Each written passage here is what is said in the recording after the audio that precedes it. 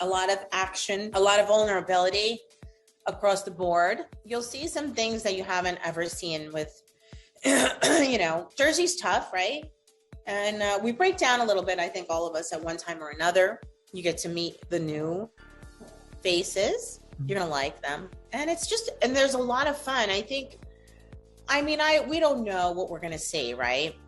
But you're going to see hopefully a lot of fun and a lot of different emotions, and it's interesting. I think it's the best season yet. Well, they fit really well, believe it or not, which I was skeptical at first because people we're not an easy cast here, It's not, although we welcome everybody, but it's just, you have to kind of be like us to fit in.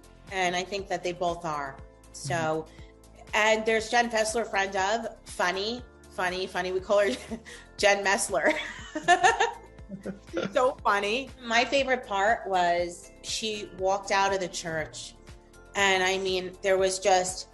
she walked past 2 rows of violins playing, Elvis Presley music. And the chills, the unbelievable. And here, the strongest person that we know who's been through so much is now maybe coming to an end of all her struggles, to have somebody waiting here for her who treats her like a princess, who she loves dearly, who has her back. And, it was definitely, I was very honored to be in the wedding and share that time with her. I did say this to Melissa.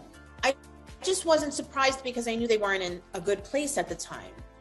So it wouldn't have been organic to have her in it because they weren't really getting along from what I had seen, Maybe I saw something different.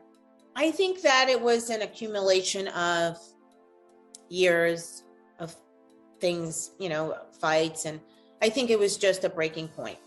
I really do. It's really hard to say because I wasn't in that position. I just think it was a pivotal time for everyone. And the state of affairs that everything was in. I know Teresa was very devastated. It was her only family member. She doesn't have a big family. So I know she wanted her brother and his family there. But a lot goes on, and everybody will have to form their own opinion on that. Unless I'm standing in front of someone and I see them doing the act, I'm not going to say that happened. I'm not going to repeat what somebody else said. That's a pretty big statement to make if you aren't in the room with those people while they're banging. It's just gossip. It's unfounded gossip. I haven't seen this season yet, so I don't know. You'll see Jen and I, we do finally have a sit down, but before that sit down, it doesn't stop. It's, I think Jen and I should have had a sit down a long time before we did. I don't like dragging other people into my arguments. I don't like going to someone to validate myself.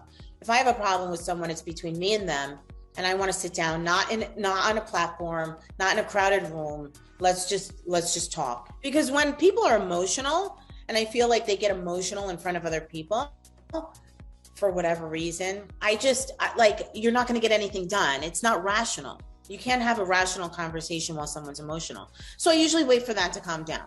I think Paul's so handsome.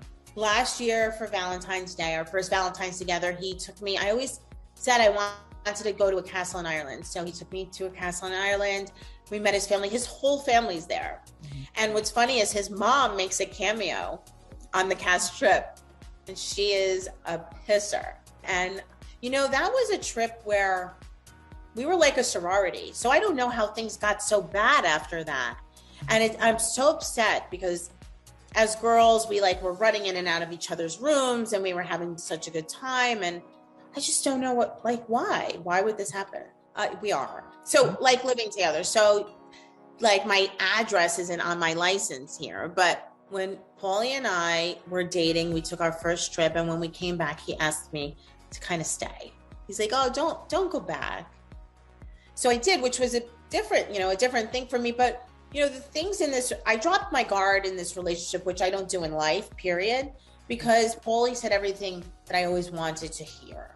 And the intentions in this relationship on Paul's side were, I want a future. I'm looking for a future with someone. I do want to get married someday. My goal isn't to get married. I'm 52 years old. Yeah, that's a nice thing, but It's not like my end game. My end game is to be with someone who is a part of my life, who takes all the interests that Paul does and just wants everything better for me. I dropped my guard and I moved in, which is not what I ever would do because I don't give that much time to anyone. Again, like he said, yeah, like one day. That's not our goals here. Our goals is having an amazing relationship and a really strong relationship where nothing can like come between it, and be there for each other, grow together. And then like if marriage happens to be there on our mind, if we look at each other one day and say, oh, let's do this, then we do it. But I don't live every day saying, being married to someone wouldn't define me. I've been alone. I've been divorced for 25 years. And you never know what tomorrow brings. I don't know what next season would be. Like what the hell is going to top this season? You'll know what I'm talking about when you watch it. I can't say I haven't lost sleep over that. No, I'm not kidding. I'm not. I hope that things are calm by then. I think a lot of stuff got hashed out through the season, a lot of anger, a lot of things that were said. And maybe they've just come to a point where what's worth fighting over anymore? What is worth fighting? They didn't come to the wedding. They don't share holidays. They don't speak. Their parents, Teresa and Joe's parents have passed away. What are we going to fight over now? Stop it. It just has to stop. I love what I do, but it's not for free.